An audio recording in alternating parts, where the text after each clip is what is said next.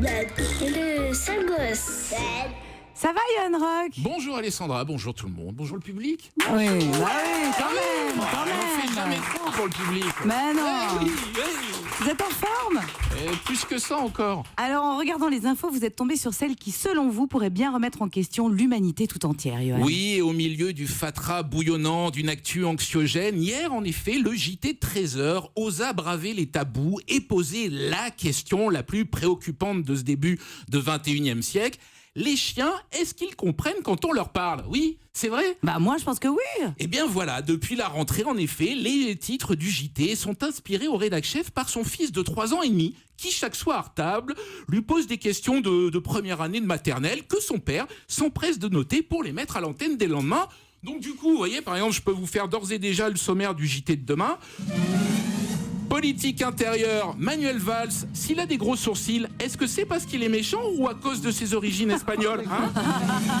Scandale agroalimentaire. Restera-t-il de la danette au chocolat pour le dessert? Vu que maman est boulimique? Ah non. Et puis, fait divers dégueulasse, au fait, c'est qui le monsieur dans le lit de maman quand papa est au travail? Voilà, une ligne éditoriale irréprochable que ferait bien de copier la BBC. Mais revenons au reportage d'hier qui expliquait que les chiens nous comprennent vu que leurs maîtres en sont persuadés. Alors, vous voyez, il y avait notamment un psychiatre vétérinaire. Alors, bon, en langage télé, c'est un gars qui est capable aussi bien de faire remonter les désirs refoulés d'une vache du fond de son inconscient qu'un veau du fond de son utérus, vous voyez.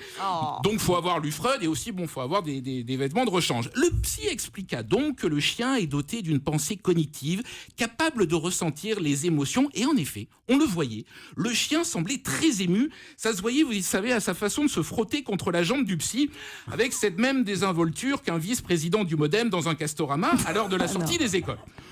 Du coup, le psy, très sérieux, s'adressa au chien, il lui a montré un sucre et il lui a dit « Essaye donc de réfléchir ». Mais bon, l'animal le regarda, incrédule, l'air de dire « Dis donc, ça fait 40 ans qu'on n'a pas vu un mec réfléchir à la télé et toi tu voudrais que ce soit un klebs qui le fasse à sa place. Je suis pas aussi bête que j'en ai l'air ». Eh bien... Alors justement, grâce à ce reportage, vous avez donc appris comment, en aboyant, les chiens tentent de nous parler. Oui, par exemple, un dresseur canin expliqua que nos compagnons à quatre pattes ont une base de 25 mots de vocabulaire. Mais c'est vrai. Soit exactement 24 de plus qu'un candidat de Secret Story pour écrire sa biographie. C'est ça, oui. Car oui, les animaux parlent couramment. D'ailleurs, tout à l'heure, je leur ai demandé d'enregistrer un petit message à l'attention des membres présents autour de cette table. Et le premier s'adresse à Alban Ivanov. Voilà, Alban. Il est con. Ouais, et il dit surtout qu'il te connaît bien, il te voit une fois par semaine depuis qu'il bosse au stup chez les chiens renifleurs. Bon, tout de suite, donc. Question de Nadine, une otarie nymphomane de 19 ans, à Jean-Louis Debré. Je l'ai reconnu. Eh oui, C'est traduction. toujours la même. Mais voilà, C'est toujours la exactement. même. Ça fait 20 ans qu'elle me suit. Voilà, et vous savez ce qu'elle vous dit, quand tu veux pour un hammam à Barbès, t'es le bienvenu, pour toi ce sera toujours gratos. Et enfin... Alessandra, il a voulu témoigner cet après-midi, Max, votre Jack Russell, en compagnie duquel cette semaine vous posez dans Elle. Voilà. Il abuse pas comme ça, mon Jack, je vous le dis. Hein. Ouais, mais bon, parce que là, il a le trac, c'est la radio. Là, c'est un caniche. Hein. Est-ce que ça te dit qu'on tourne une pub pour Pédigrépal au marketing? Ils sont super chauds pour avoir ton exclusivité. Voilà, finalement, les chiens nous comprennent vraiment, mais ça m'ennuie parce que si mon chien comprend ce qu'il entend, ça voudrait dire que 1, il sait qu'en ce moment, j'ai plus un rond. Donc 2, ça veut dire qu'il s'en tape et que vu qu'il se bouge pas pour trouver un job, pour payer ses croquettes lui-même. J'en lui dirais donc qu'il est comme mon ex, assisté, mais en plus propre et distingué. Bref, c'est prouvé. Les animaux comprennent tout ce qu'on leur dit. Voilà pourquoi je vous ai ramené aujourd'hui Jean-Philippe dans cette bouteille. Mon poisson rouge. Il est mignon. Ah ben oui, c'est Jean-Philippe, Alessandra, je vous le laisse jusqu'à... Enlevez-le vite de cette bouteille. Non, mais voilà, tout est safe. Il faut enlever la capsule, sinon il va... Je vous le laisse jusqu'à 18h. Il écoute l'émission tous les jours, il comprend tout. La preuve, dès que Jean-Louis Debré fait une imitation, hop, il remonte à la surface, il tente de se défenestrer du bocal.